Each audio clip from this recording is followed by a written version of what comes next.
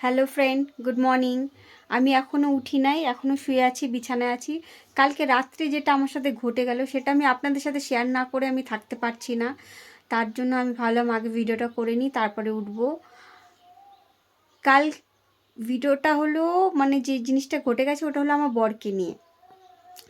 আমার বর আমি কালকে রাত্রে একসাথে লাইট টাইট বন্ধ করে ঘুমালাম। মানে যেই জিনিসটা হয়ে গেছে না এটা আমি কাউকে বলতেও পারছি না, কিন্তু আপনাদের সাথে শেয়ার করছি। একসাথে ঘুমালাম, লাইট বন্ধ। আমি কিছুক্ষণ পরে 1-2 ঘন্টা পরে আমার ঘুম ভাঙলো। ঘুম ভাঙের থেকে দেখি বর পাশে নাই। এখানে খুঁজি ওখানে খুঁজি, বর নাই। হ্যাঁ, সব জায়গা মানে আশেপাশের বাড়িতে গিয়েও খুঁজলাম, নাই। রাত্রেবেলা রাত 12টার সময় খোঁজাখুঁজি করি, কোথাও নাই। আধা ঘন্টা পরে দেখি জানেন কোথার থেকে আসছে। মানে আমি বুঝতাম তাও যে ওখানে গেছে, কিন্তু ওখানে যে যাবে ওখানে লাইটও অন করে নেই, অন্ধকার। ফোন করছি, ফোন লাগছিল না। বাথরুমে গেছে, আধা ঘন্টা ধরে বাথরুমে করলোটা কি।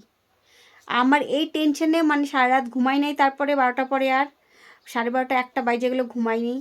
এখন আমি ভাবছি যে বাথরুমের লাইট কেন জ্বালায়নি।